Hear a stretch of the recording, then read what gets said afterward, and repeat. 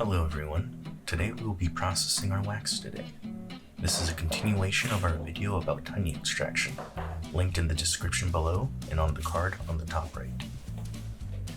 It's the day after we have extracted our honey, and we are going to drain any remaining honey that has dripped out overnight. We're just going to tip over the container to let the honey drip out a little bit.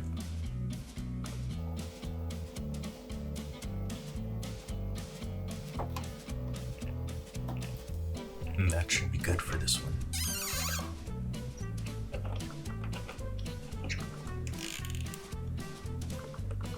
Perfect. Just screw the top on a little bit. Ta-da!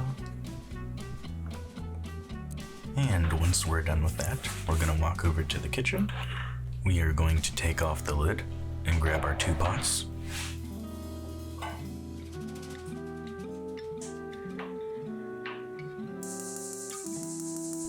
We are going to turn on the heat for our pot, setting the stove to medium and pouring the water. We are making sure that the second pot can fit inside without overflowing the water as well.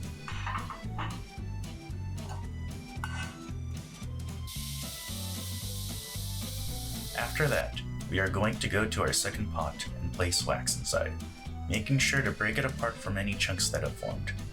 Depending on how many frames you have extracted, you're probably going to have more wax than can fit in your small pot. So we are going to need to put it in as it melts down. To avoid discoloration of your wax, turn down the heat to the lowest setting. If the water boils, don't worry too much. The double boiler prevents the wax from igniting at higher temperatures while the water is still evaporating.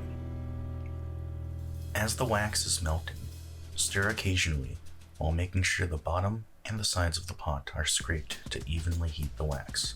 While the wax is still warm, break the wax into chunks and let it set for an hour. After the wax is solidified, strain it.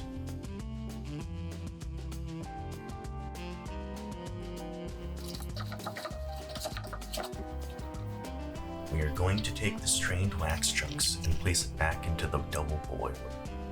This time, we are melting the wax to get rid of the impurities you can see on the bottom of the wax. After the wax is melted again, we are going to take our brew bag and float it over itself.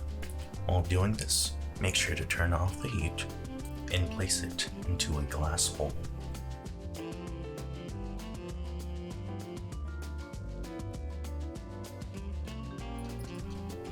After letting the wax strain for a few minutes, you may find a few darker regions of the wax.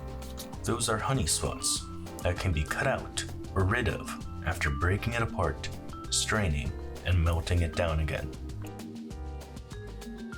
At this point, you can repeat the process as many times as you would like to get rid of the remaining honey or any impurities or melt it down for silicone molds. After this, we are going to clean off the wax with our pots and spatulas. Fill a pot with water and bring it to a boil. Place any items into the boiling water until the wax melts and remove it from the water and wipe it with a paper towel. Be careful not to burn yourself while doing this since the item will still be hot. The same goes for pots and pans. We're going to take some of the boiling water and let the wax melt down. We're going to dump this outside since it's going to clog the drains, and then wipe it down with some paper towels.